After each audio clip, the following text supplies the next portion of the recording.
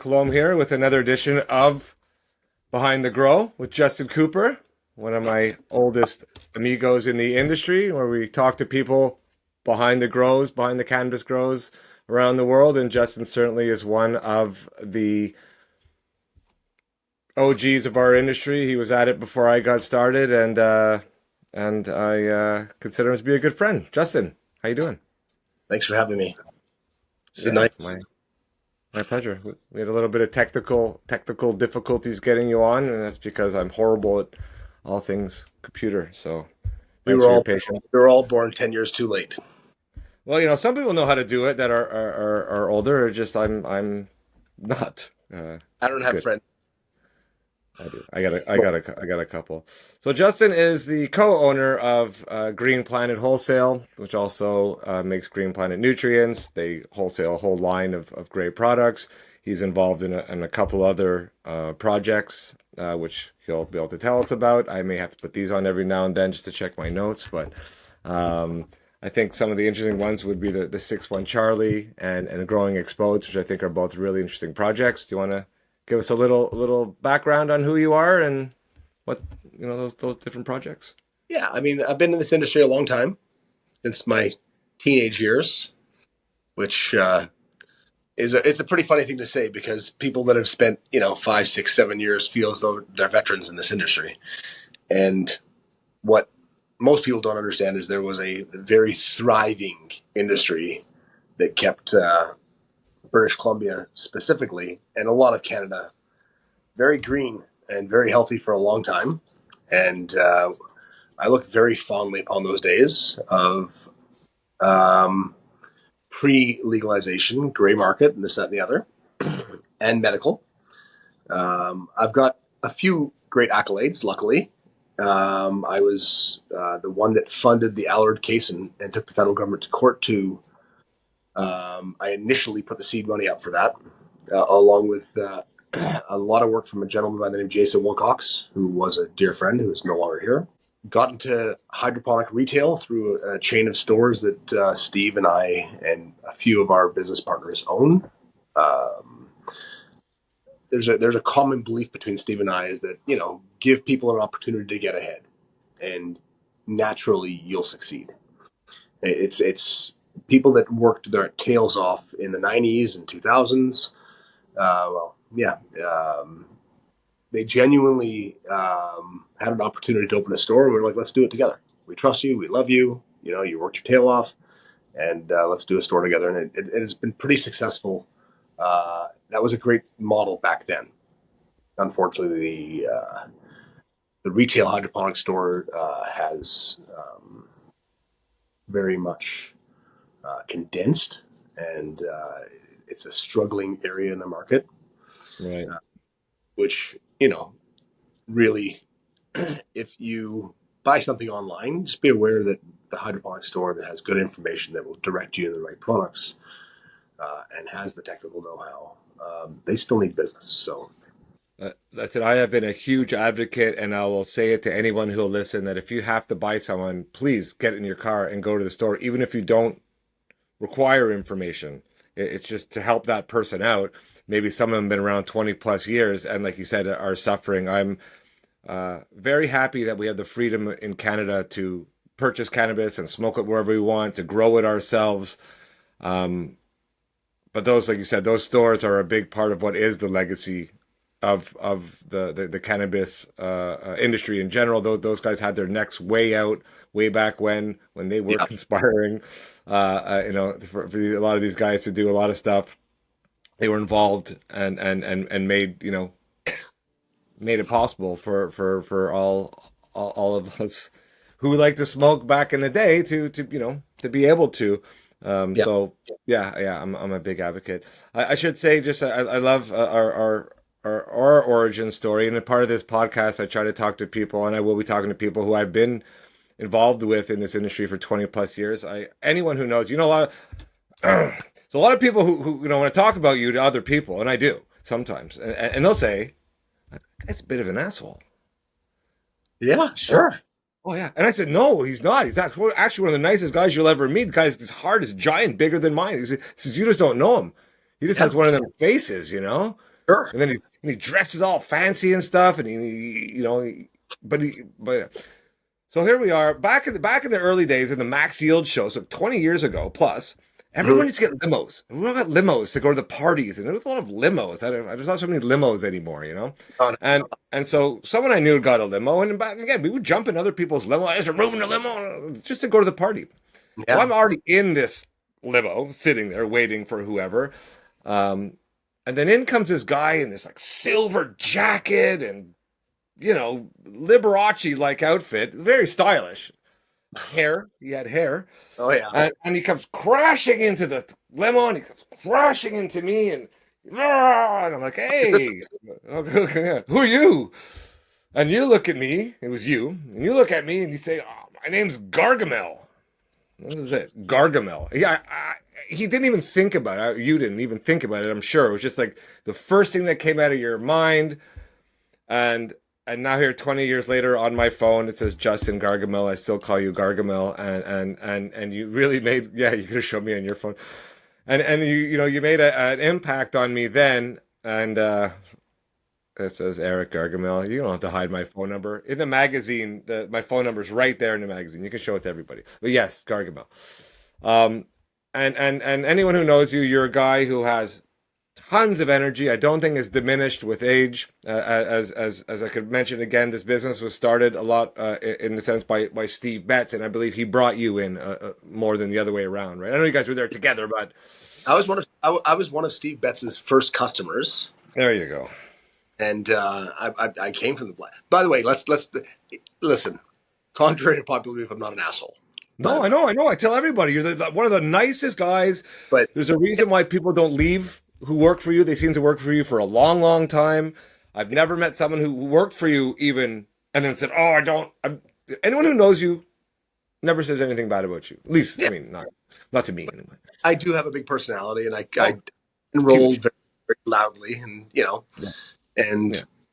have my fingers in a lot of things in this industry because I love this industry and I like seeing different things grow. You know, there's a term I can't stand, which is a serial entrepreneur, right? But for as many companies that I've started, I've lost, right? But we're one of the few companies as a whole that's so vertically integrated. You know, from retail, wholesale, manufacturing, distribution of the final product through 6-1 Charlie. Like it's, and then having a video series like Growing Exposed that features all those different areas it's a really interesting way of doing it. But um, people are always like, when's enough? Or I'm like, it's Well, it's it's not about that. It's about being able to do cool shit. And yeah, and I think life, one of the main things to be happy in life is to have purpose.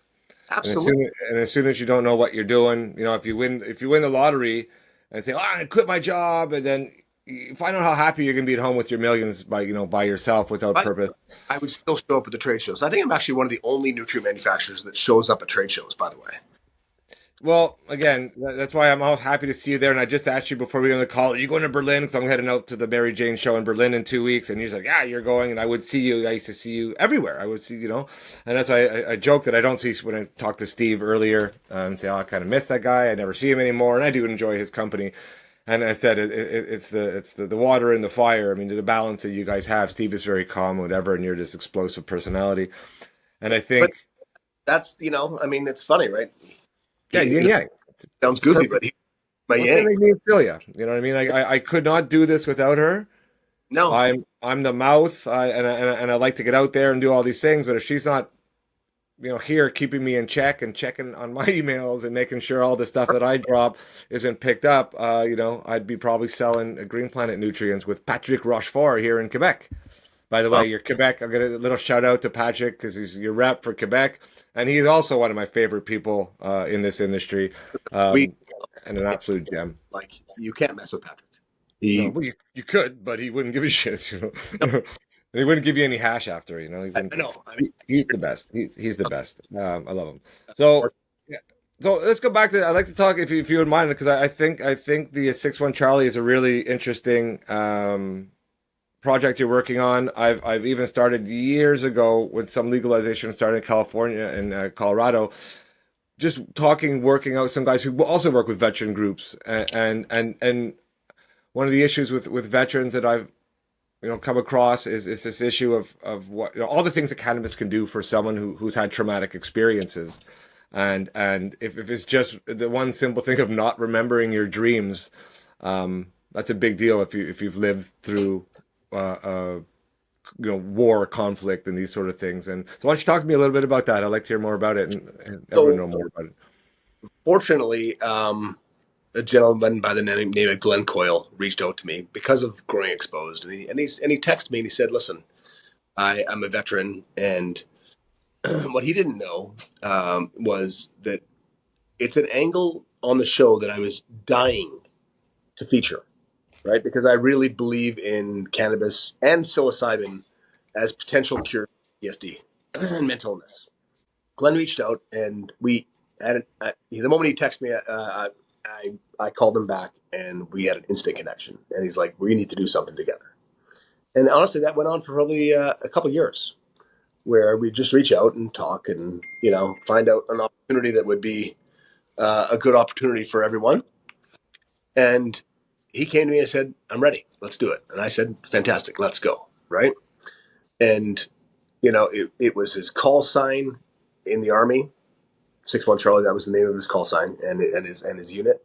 So it was a pretty easy transition to the name. The name had purpose and meaning. And, it's funny, right? Like these people, I don't care what you do in life, how you work, they went with guns to fight for your country. They risked everything. They risked their lives. They risked their families. They did everything, and that to me is a crazy thing, right? Like, Yeah. thou shalt not kill, but when you have to for your country, that's what you're supposed to do, right? Yet they come home and they're cast aside in a lot Yeah. of cases, Yeah. and fucking disgusting.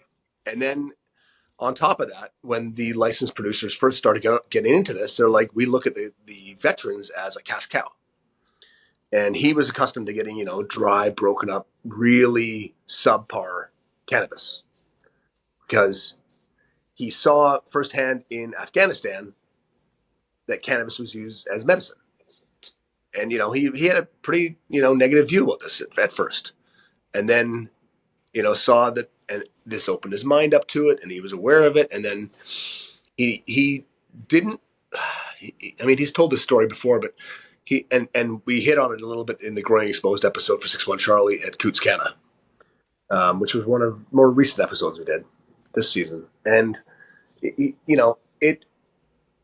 it's funny, right? Now this plant is giving him a whole new purpose, and he's loving it. And honestly, I can't say enough good about this guy. He's in it for the right reasons. His heart's in the absolute right place. He's not like, we're going to be rich or any of this garbage. Right. He wants to provide the best quality cannabis to his brothers and sisters. And that's his sole mission. And then with the profits, he wants to, he's got so many cool ideas. The profits are going to then go to getting veterans out and going to the range and having barbecues and doing this and doing that. Just basically helping those around him. And honestly, I've always said, like, cannabis cultivation is therapy, right? Being Yeah. around the plant is very therapeutic. Consuming cannabis is very therapeutic. And then the byproducts, the industry, everything about this. Like, Eric, I don't go to trade shows because I love being around Me our too. group. It's Yeah. like real for me. It's, in community, like we have this, there's and like guys like you, and we're on the same page. Our ideologies really match up. So when we're together, it's like high school reunions. It's real warmth. It's real friendship. It's real It's not connection. fake, right? Like No. we had cannabis when it was illegal. We share that as a combined. Let's fight for the plant. We've seen legalization. We've put our kids through school. We've seen, like, we put food on the table. This has been the way we've worked. But there's that old adage, right? Do something you love, you'll never have to work another day in your life, That's it. right? And I genuinely like. I realize I'm not everyone's cup of tea, and Well, I just don't think haven't any. got a sip. They need to have a sip. That's all. Yeah, listen. But if they don't, that's okay. You know, Yeah, well, me too, I guess, you know. Well, I mean, I don't know. like, I'm not fighting for everybody to like me. No. You know, but I will fight for those that love me. And if they love me and I love them, you're not getting in between us. Oh, So that's nice. Well, back to the when you take a deep look at who you are, it's not hard to see that you're a good person, you know. Like I said, just yeah, might be sometimes a little rough around the edges. Well, and obviously you mentioned growing exposed, growing exposed. I kind of remember even when you started it, and I thought, oh, that's going to be, I thought that was a very good idea from day one. No one had really been doing. I mean, some guys in the U.S. and you have the can of cribs and stuff like this, which is fine. But you were really getting in there, and I still remember the first edition, and the guy had such an old school setup with the metal halides hanging on, whatever. And I was like, well, and I've watched plenty of episodes and seen the evolution, not just of the show, although it was always very Jeremy and whatnot. It was very always well done. It was professionally done, but it's totally. gotten better, and the rooms have gotten better, and the whole show is really quite. If anyone out there is watching this or interested in growing a general, that's a really good show. I guess it's a show. It's not a podcast. It's a show to watch, and it gets again really behind the grow. It really gets in these grows, talking about how they work, and it's not all on just a Green Planet.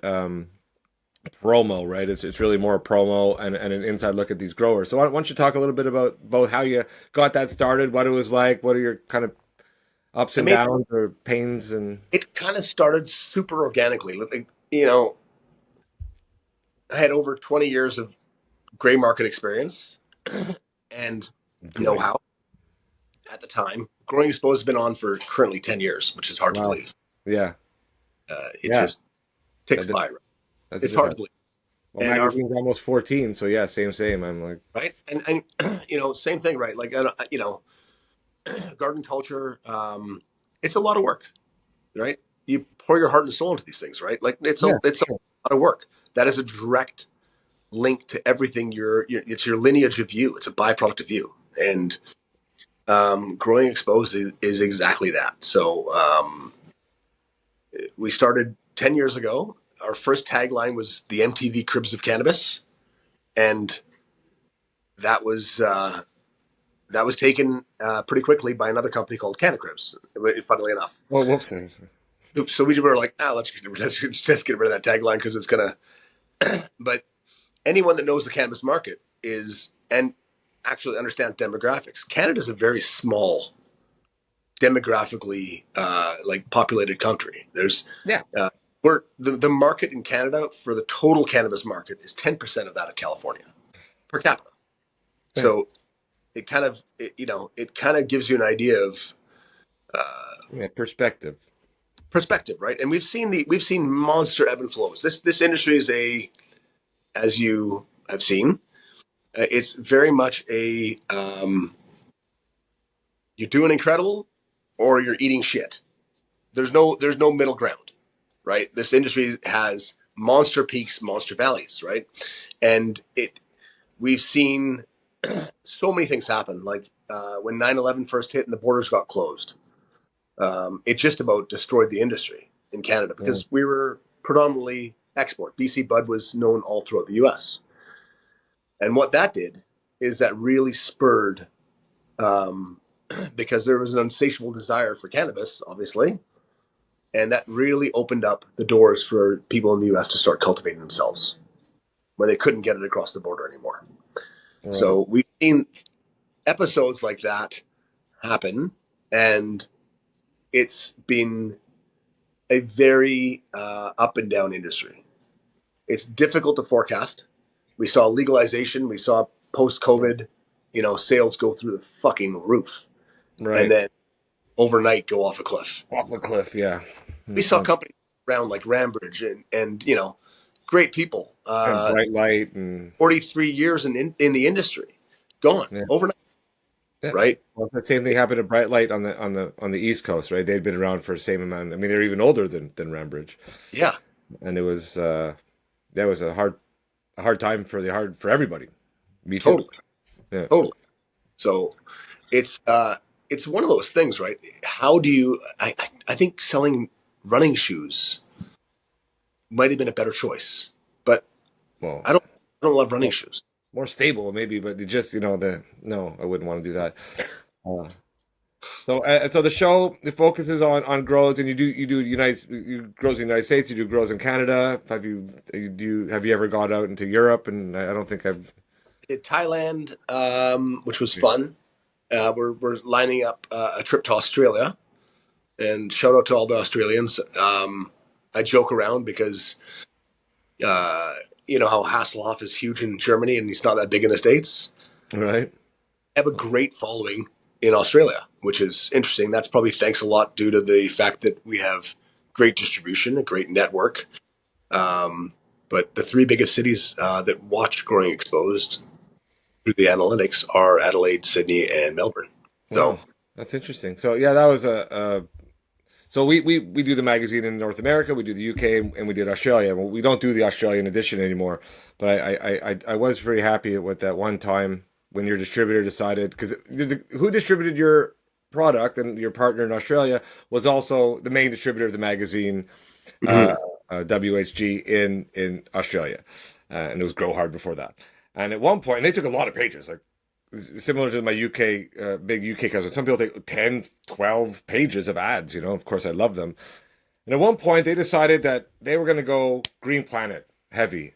And they did 14 pages of Green Planet nutrient ads It was for like 4 or 5 editions, almost an entire year. There was 4 pages of just the G with a different little tagline under it, and I'm well aware that's why you had so much success in I Australia. It was the I would direct result of me. 100% directly contributed to Eric Coulomb. I should have said that. Yeah, it's all right.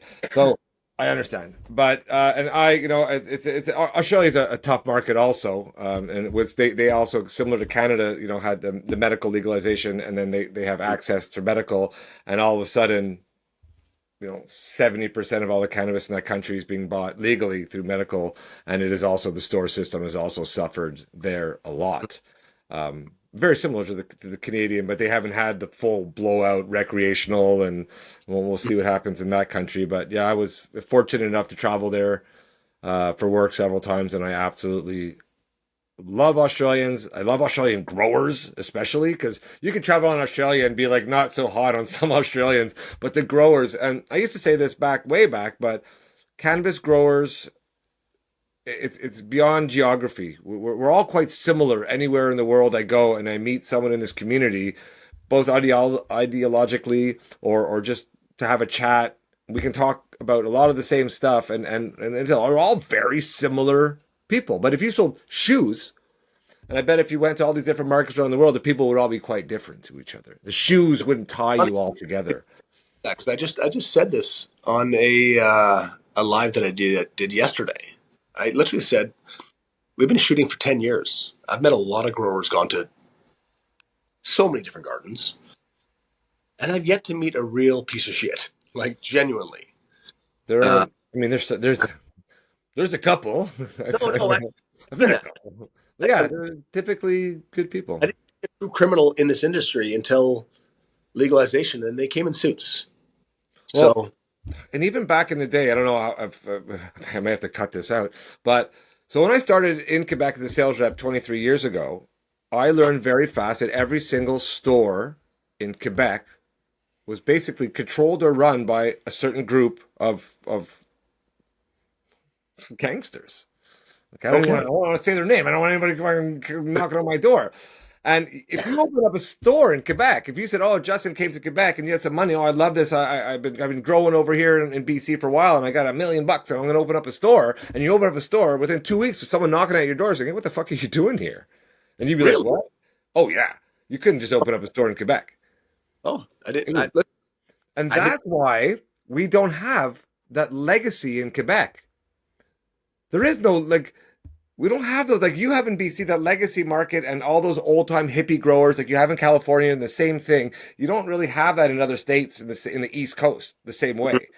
It was run by A group. yeah, Sure. and they all had understandings, and one of them was the stores are kind of owned and operated or run kind of through our friends.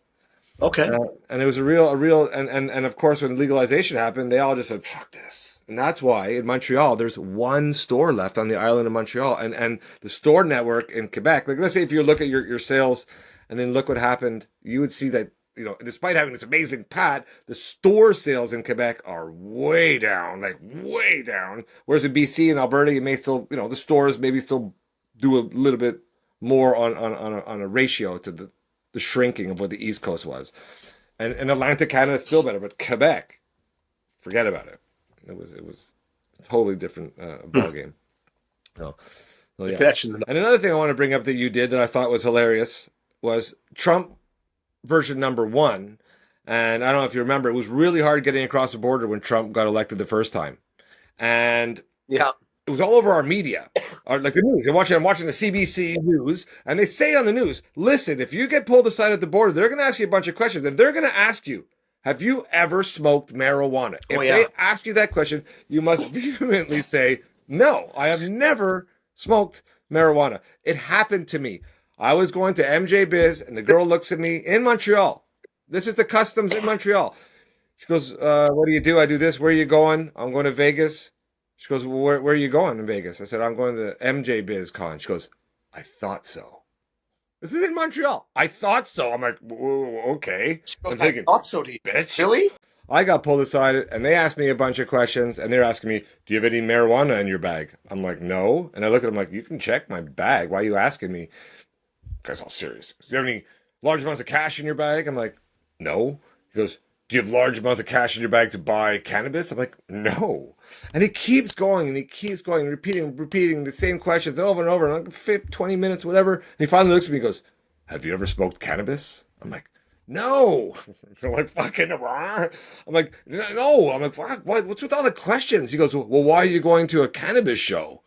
I'm like, well, first of all, I have a gardening magazine, so it's a story. I'm gonna go look on it, and it's in your country. So what do you want from me? Why are you giving me a hard time? So all this was going on. It was all over the news. So what Justin decided to do was Which part? the billboard. You did the fucking billboard. Which billboard? The one that said something about Oh, smoking and when you're crossing. what about that? I did a You bill. forgot about it. This is the problem. I know. I put a billboard at the border that said, if they ask you if you consume cannabis, the answer is no. See, I know. It's amazing.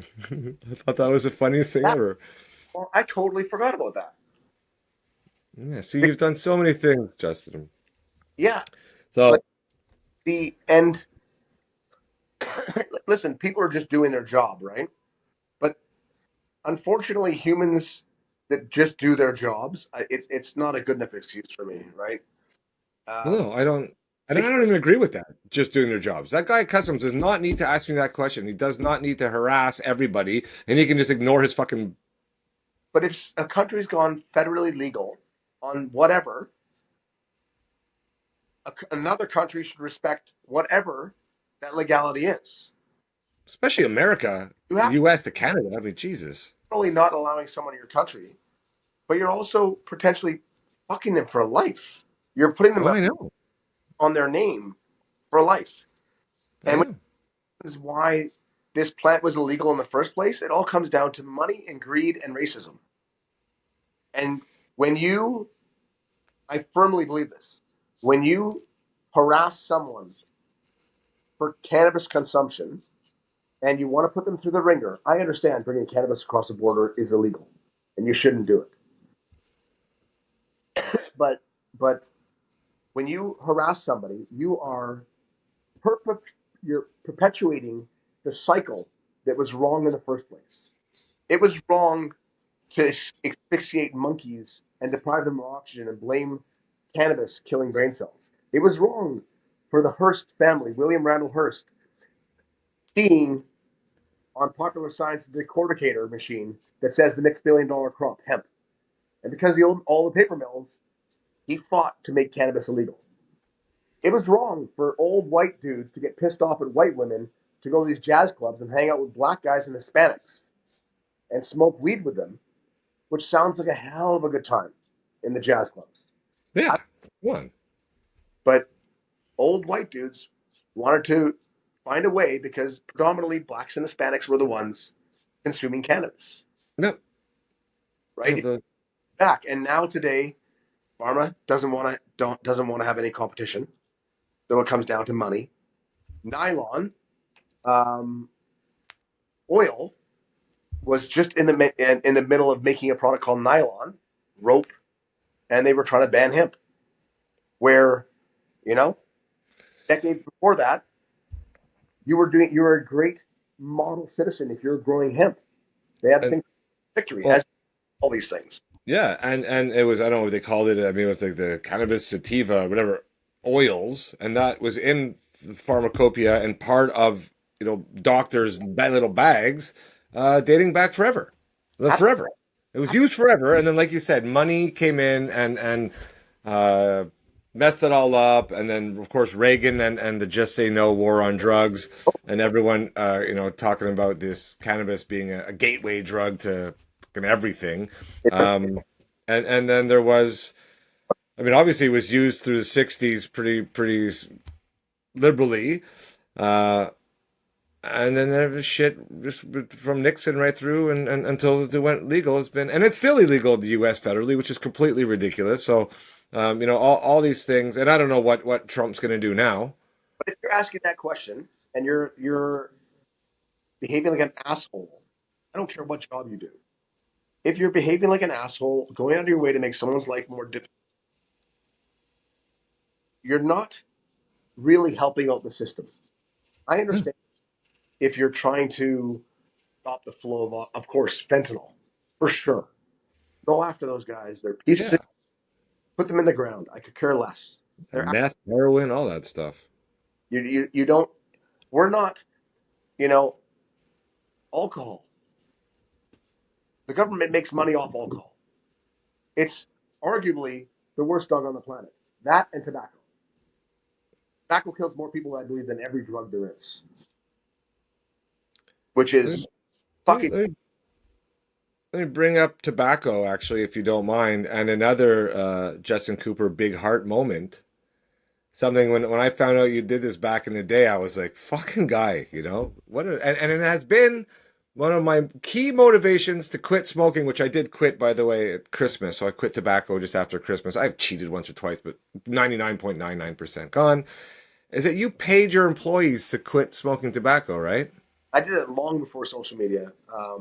Yeah, whatever. I'm just in general. I'm saying if you paid your employees, Absolutely. you didn't do it because you think they're going to be more productive, or you did it just because you believe that this is such a good, important I step for their health. horrible drug, and it's you're paying as a taxed citizen. You're paying taxes, consume a poison, and I don't like having to cry over spilled milk later on. I don't want to have an employee die.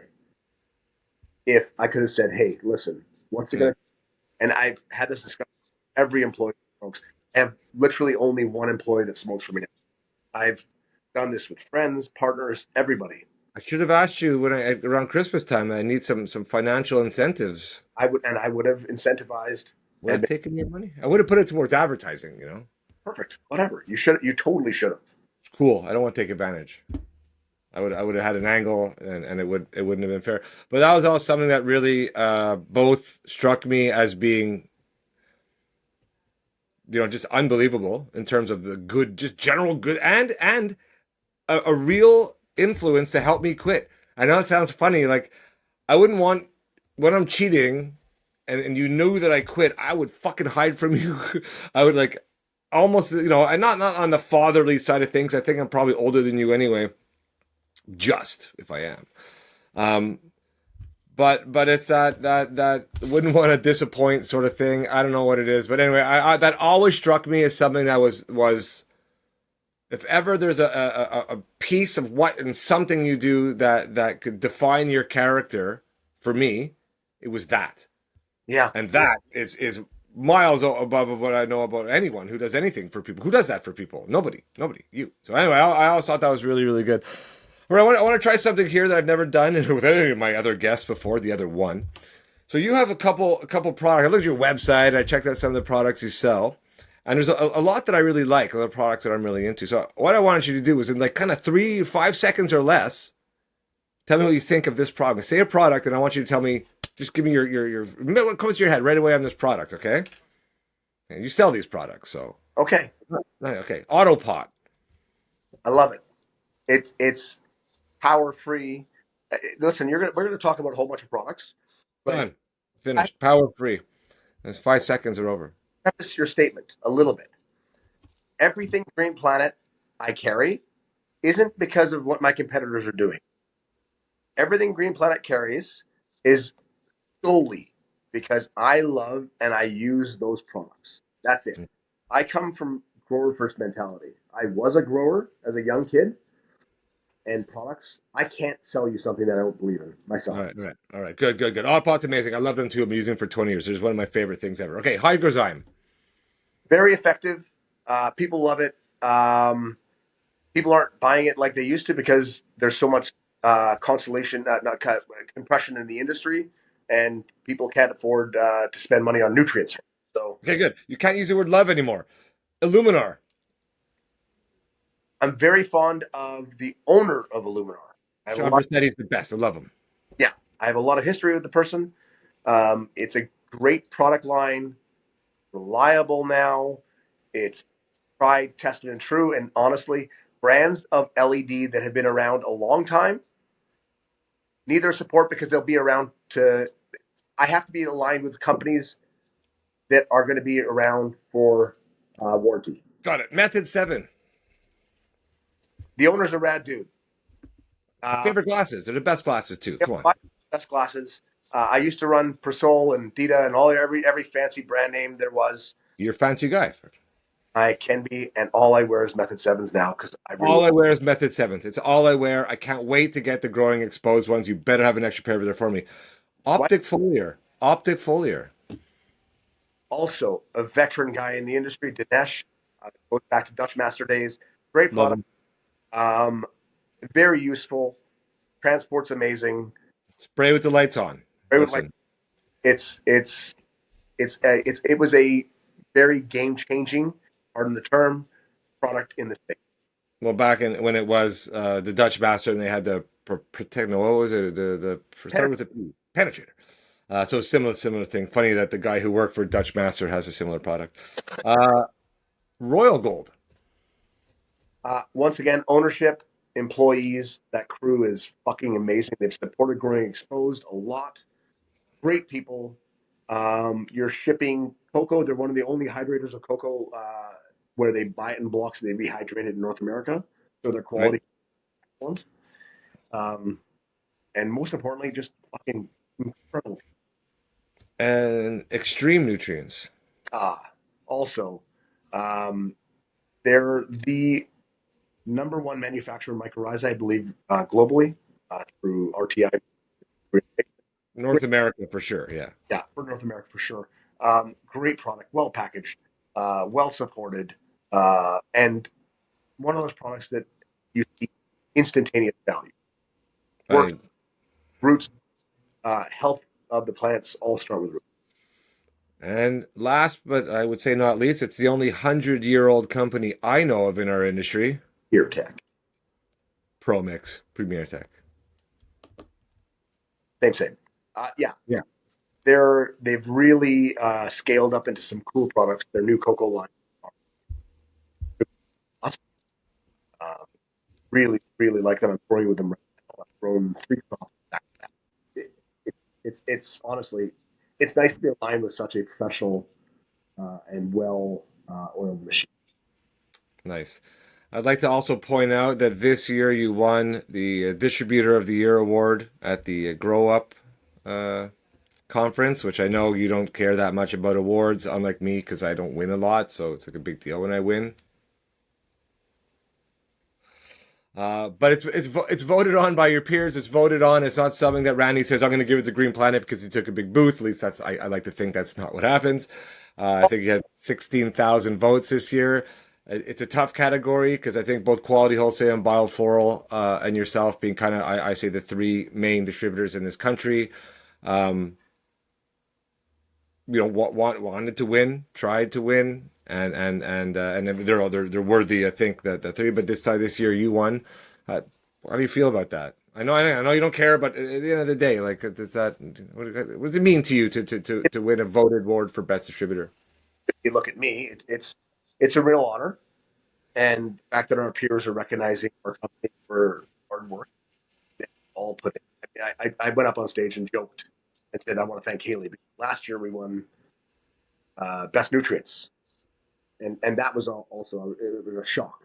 It was quite, I went up on stage and this is a hard thing to believe, but I got cold feet up there, and I started second guessing myself. I probably shouldn't have had a puff before, but I pointed out all the names of all the people who were on stage with us, and I forgot one of the most dear, kind, great human beings that has worked for us for forever. She just won. We did an Employee of the Year award for my sister-in-law. She's fucking amazing, and I forgot to name her last.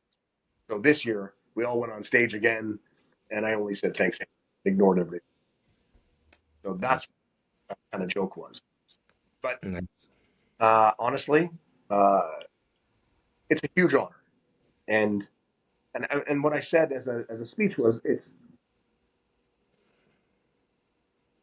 really awesome when you're in an industry you love and you get to work with people because that's all people are getting paid for right now. Anyways, it's so much compression. No one's profiting at all right now. So if you're in this, it's because you love doing what you're doing. Yeah. And to you guys, a great distributor. Yeah, it's our company, but there's a workhorse of people that deserve that credit within our company. Of course. You know, Steve and I started the dream by founding the company, but it it's completely run by our team, and they're the ones. Nice. Well, your audio is cutting out a little bit. Hopefully, this all comes in clear. But I I I understand that we've won that award also, and it's nice to be recognized, and especially in an industry with so many people you care about. Um, so I'd like to wrap up the show with you saying something really nice and heartfelt about why myself and my company is so amazing. Listen, I'll say this: you're a byproduct of a great relationship. Celia and you are staples within the industry. We're lucky to have the relationships with you. Garden culture has been a staple, even though I'm always concerned that print ad is has it had its day. Hey, be careful what you say now. Listen, hold on. I, I everyone said it had its day. I think you are breaking that stereotype. I think Garden Culture is a great magazine. I think the articles are fantastic. I think that magazine exists where we've seen other magazines go out of business. That magazine exists because of you and Celia, and it it it has your DNA in it, and it's fucking awesome. And I have supported it. I intend on supporting it. I'm here on your podcast because I genuinely really uh, think you guys are staples within the industry, and you're fucking. Nice. Well, that's very nice of you to say, even though it's completely prompted by me asking. It I actually was. do. I, No, no. I mean, I do. I appreciate the kind words. because we like it's like a reunion coming back to these trade shows, and it's not fake, and it's not. Oh my god, hey, how you doing? No, if we can't look each other in the eye and say, "Fucking, we've been through the war together, and we're still here," and that's great. I'm super honored to know you, and super honored to be on your podcast. Likewise. Well, listen, thank you so much for being my second guest, and maybe you'll be my 12th. I'll have you back on one day. You're not first, you're last. Listen, I appreciate it so much, and hopefully I'll get to have the same honor of being on yours and on your live feeds and whatnot. I wish you all the luck. I can't wait to see you 2 weeks in Berlin, and yeah, you keep on the good work, buddy. Love you. Take care, Romo. All right, man.